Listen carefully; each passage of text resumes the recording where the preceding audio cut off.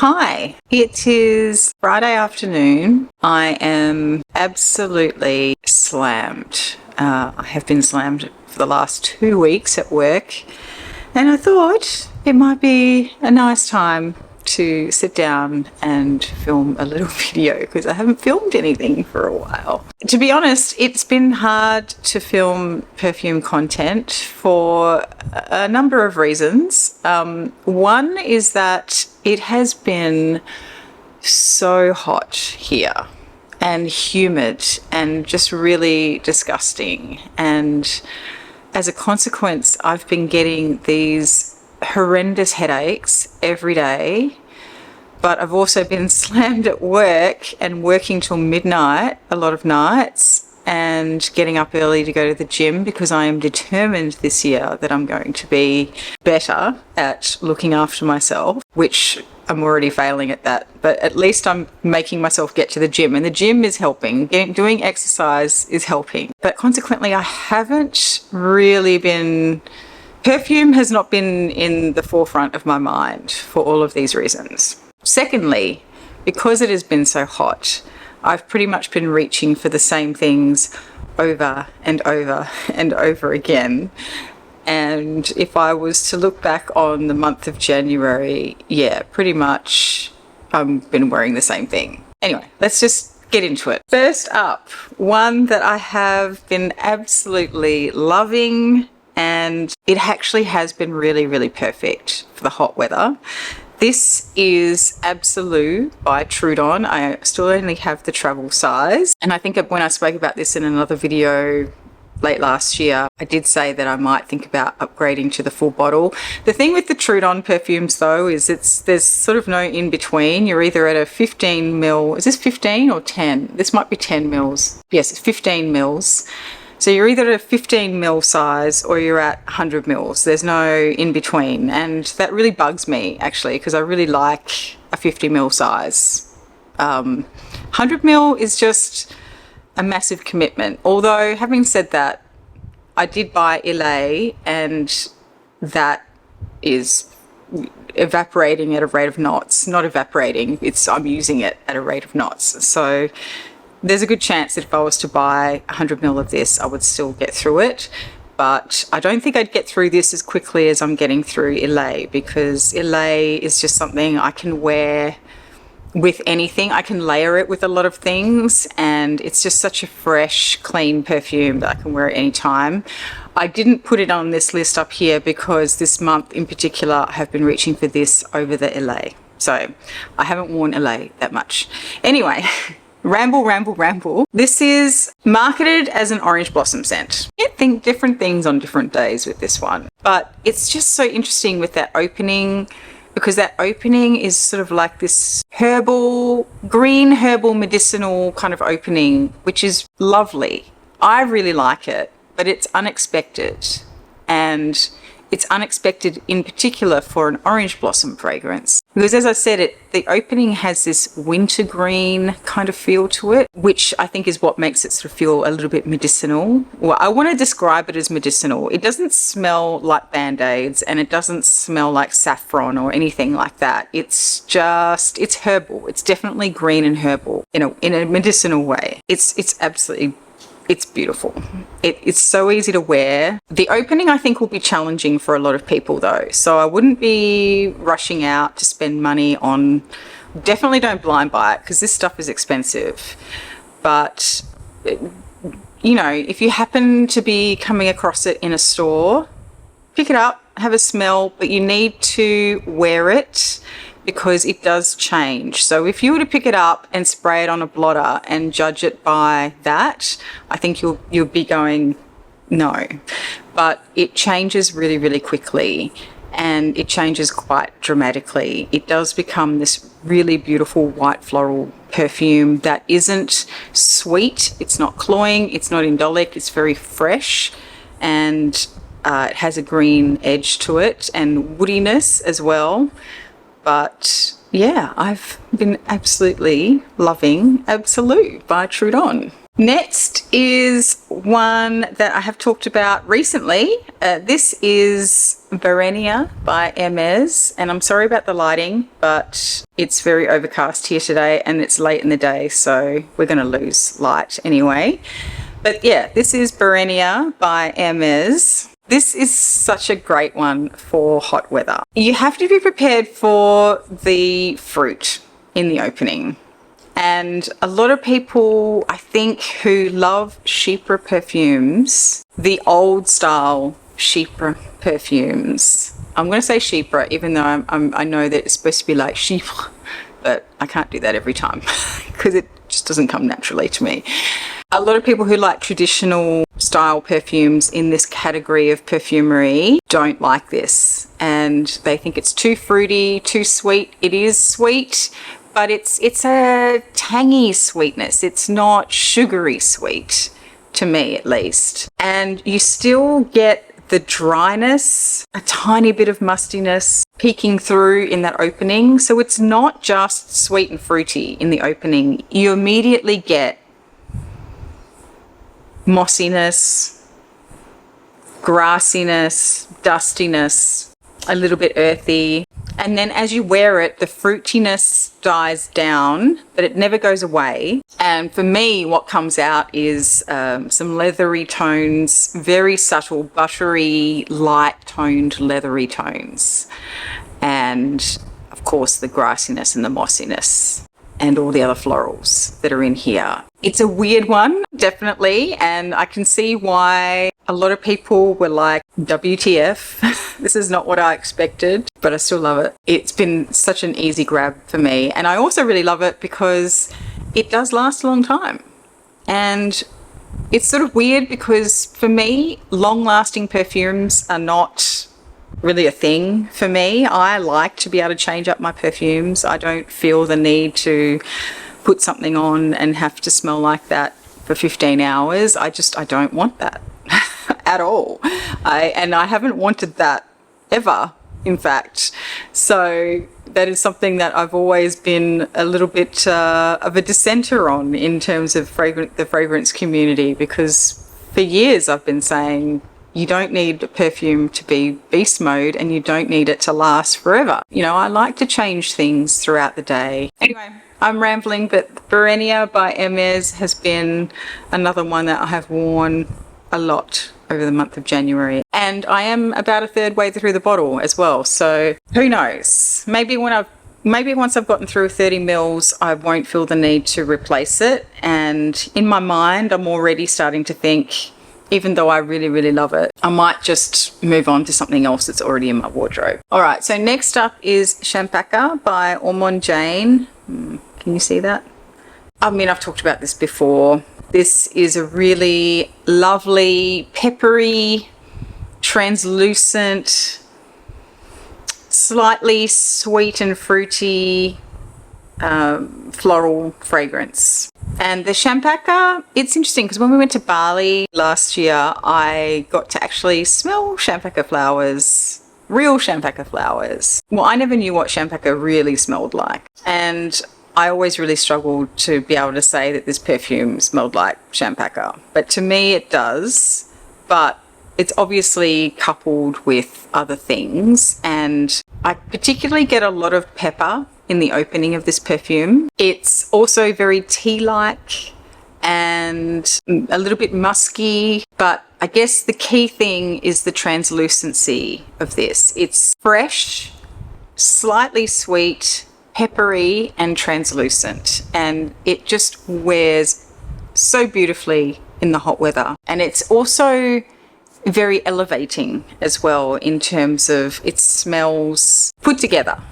You would imagine somebody wearing a very nice outfit, you know, one of those really annoying people that, despite the fact that it's 1,000,000% humidity and hot as hell and everyone's walking around with red faces and sweaty brows and their hair sticking to their face, you get this one person who's floating effortlessly down the street in, you know, a linen outfit that isn't creased. There's not a drop of sweat anywhere, and they just look so breezy and fresh and comfortable. Yeah, I mean, there are people like that, but that is what this perfume smells like, basically. So yeah, that is Champaca by Ormonde Jayne, a really, really great one for the hot weather. So the last three, I want to talk about all together, because you will see, actually, you'll see why. The next one I've been wearing pretty much every day for the last week or so, and this is Nerolia Vetiver by Guerlain from the Aqua Allegoria line. A beautiful Neroli fragrance. This one got a lot of attention, I guess, when it was released. Was it a 2023 release, or was it last year? I can't remember, but people were talking about this a lot. I also, in the cupboard, have the Nerolia Vetiver Harvest. That's on loan from my friend Coz, but I do want to do a bit of a comparison between them. So he's very kindly loaned me his bottle to try it. But this I absolutely love, and we all know I'm a huge Neroli fan, so if you're not a Neroli fan, it's obviously not going to be for you. The other one I've been wearing quite a lot is Neroli Mediterraneo. I have talked about this before. This is by Paris Monte Carlo. I've got a little bit of a dent happening in that, actually. It's starting to go down. I mean, I do shower myself in this perfume, because this one wears a little bit like a cologne to me. So, that reminds me, there was going to be a cologne on this list, but I left it downstairs. Damn it. I will go down and get it. But Neroli Mediterraneo is a beautiful, fresh, citrusy Neroli. It's got a bit of a zing to it. It's also quite bitter as well. So unlike the Nerolia Vetiver, this one isn't bitter. It's very beautifully soft edges to all of the notes that are in here. It's a little bit soapy, but it is grassy and dry. And that is, I think, why I also really, really love it. It also has very good longevity. It doesn't project for ages, but it lasts a really long time. Well, a decently long time on my skin, even in the heat, several hours. So that's why I'm really, really loving this one. But this one, the Neroli Mediterraneo, does burn off my skin pretty quickly. So for me, if I'm wearing this, I'm usually, it's probably to go to the gym or to do some exercise or something like that, or just, when I'm out of the shower and I just want to spritz something on that's fresh. This is one of the ones that I reach for. But anyway, Neroli Mediterraneo, kind of a bitter, citrusy, aromatic. It's also quite aromatic as well. Green, dry greenness, but not grassy. Does that make any sense? Hopefully. Like leafy greenness, not grassy greenness. And I don't actually know what's giving it that sort of aromatic edge, whether it's a herbal note or whether it's almost like you're getting the citrus leaves of the tree with the pith of the fruit. And I think that's the other difference between this one and the other two, is that it has that bitterness to it, like it's the pith of the fruit or the skin of the citrus, not the actual fruit of the citrus. That is Neroli Mediterraneo. It's a nice one, and I really had a moment with it a couple of years ago when I first bought this bottle, and I was raving about it. I still really do like it, but now that I've got these other two, it's probably my third favourite, but I do still reach for it, clearly, because I've got a dent in it. And the last one is one that has been getting a lot of hype. This is Parade by Celine, or Parade. And I talked about this, I think, a lot on Instagram in my stories a few years ago, because I was very kindly, not gifted, but there's a friend that I have in Australia who blogs and he talks about perfume, and he had the full Celine miniature set that you get you get 10 mils of each. This was back in 2020, so that it doesn't have all the new releases in there, but he sold that to me for, I think $150 or something like that. So I was like, yeah, I'll take that, because that was back then, even back then it was over $500 for that set, and they were all full. I was very lucky to be able to try this very early on, and this was my favorite from the get-go because I love neroli. So even though I think everyone was talking about night clubbing back then, and yes, I mean, all of the perfumes in the Celine range are actually very beautiful, and I'm enjoying all of them. But this was the standout for me on day one, and I really enjoyed wearing it. And I went through the 10 mils relatively quickly. I put it away for a bit, and then I came back to it because I didn't want to use it up, because I also knew that I wasn't going to be buying a full bottle anytime soon because these are about $500. Now, which gets me to my next point. This is a beautiful perfume. It's a beautiful neroli perfume. I am very happy that I have it. The only reason I bought this bottle was because I got a bonus at work last year, sort of like a reward on a particular project for good job done type thing. It was a $500 voucher, and I put it aside, and when I got it, I was thinking, maybe I could buy that Celine bottle. But I put it aside for a good 6 months because I was hesitant to rush into my purchase, because I wasn't sure if I would regret buying this perfume because it's so expensive, and I didn't regret buying it. I haven't used it that much, you will notice, and that's just because in my head, when I spend so much money on a bottle of perfume, I don't want to use it. It's like, this is too special, I can't use it up, because I know I probably will never fork out the money to repurchase it ever again. So for that reason, I haven't really used it that much. But in the last couple of weeks, I've started to pull it out, and I am really, really loving it. However, if I'm really being honest, I think I prefer Nerolia Vetiver. They are both neroli perfumes, and in a lot of ways they're very similar. Also, in a lot of ways they're very different. But I would say that on any given day, if I just sort of tell myself I want to smell like neroli today, I could either pick this up or this one, and I wouldn't give it another thought. If I put Nerolia Vetiver on, I wouldn't be sitting there going, oh, that was the wrong choice. I really wish I'd picked Parade. And maybe that's just because the differences between these two are such that I don't really care about the differences between, like, whatever the differences are, it's not really that big of a deal for me to sort of lean too strongly one way or the other.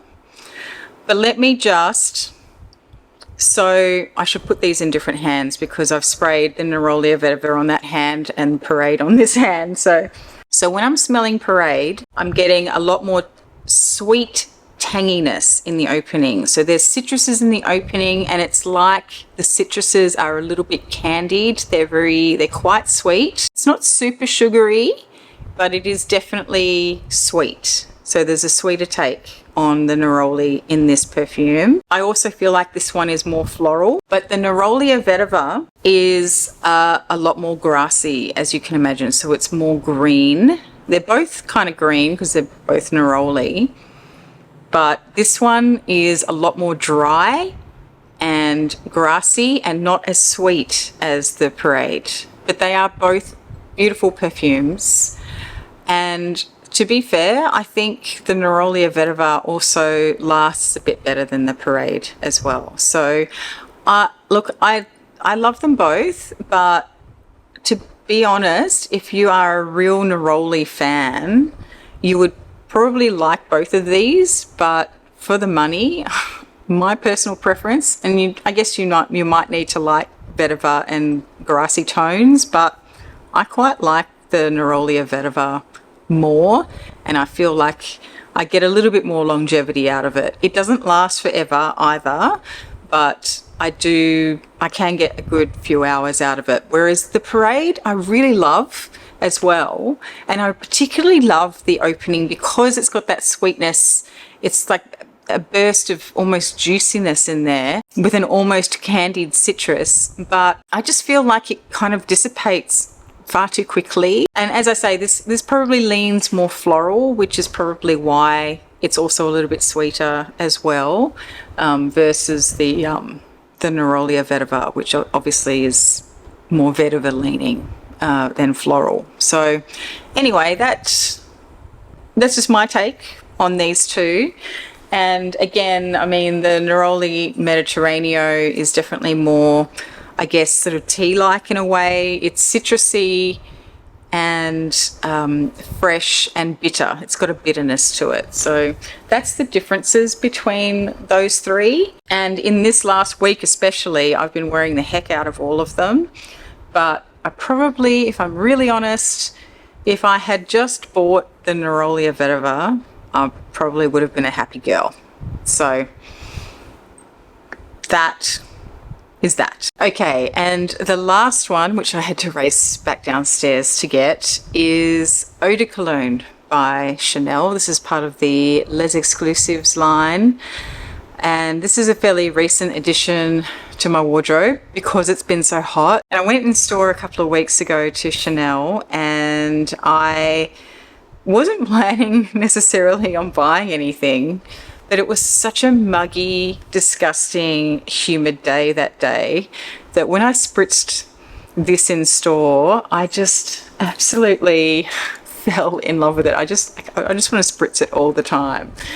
And it is a cologne, so it doesn't last very long. But what I really love about this one over, say, a 4711, which I also love, but the citruses in here are just so juicy. It's like you've just picked a citrus fruit off the tree and you've broken it open and you've got all these beautiful citrus oils and citrus juices bursting out of it. It's just so delightful. And yeah, like I said, it lasts about 5 minutes. But I have a feeling that I may rip through this bottle because I will re-spritz it and re-spritz it. But I do love to put it on after a shower, particularly on a warm evening when it's still quite warm outside and I've had a shower to sort of get clean and stuff before bed, and I will spray this one on just to make myself feel a little bit fresh.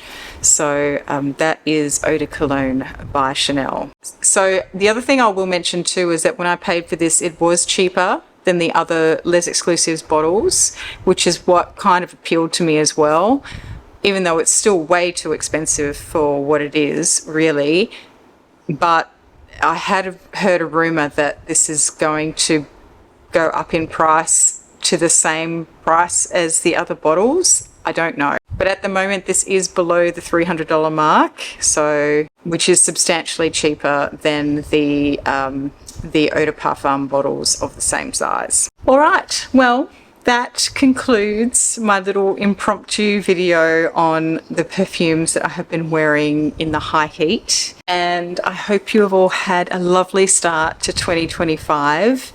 Please do let me know what you've been wearing, even if you are in a cold climate. So in 2 weeks' time, we are off to the cold climate. We're off to Milan. We're off to Aix-en-Provence, which I'm so excited about. Finally, I'm getting to go. And Matt's coming with me. The week before, he wants to go for a little ski trip. So we're going skiing and then we're going to Milan and then we head home. So I'm super excited. So yeah, if you are in a cold climate right now, hit me up with the perfumes that you're wearing, because in a couple of weeks' time, I will be in a cold climate and I'm still deciding what to pack. I have kind of picked out what I want to take with me, noting, of course, that when we get to Milan, I will be sniffing a whole bunch of perfumes. So that may change. I may end up buying something else while I'm in Milan, and the rest of the trip may be whatever I get there. But yeah, hit me up with all of your cold weather perfume recommendations. Milan at the moment they're predicting the weather is going to be sort of a top of 8 degrees Celsius through the day, which is really cold for me. So, yeah, I'm just so looking forward to it because it's just so hot and humid and disgusting here at the moment. So I'm looking forward to the cold weather. Anyway, I'm going to leave it there. Thank you so much. Please do give this a thumbs up if you enjoyed it, and I will see you in the next video, whenever that's going to be, because who knows at this rate. Thanks. Bye.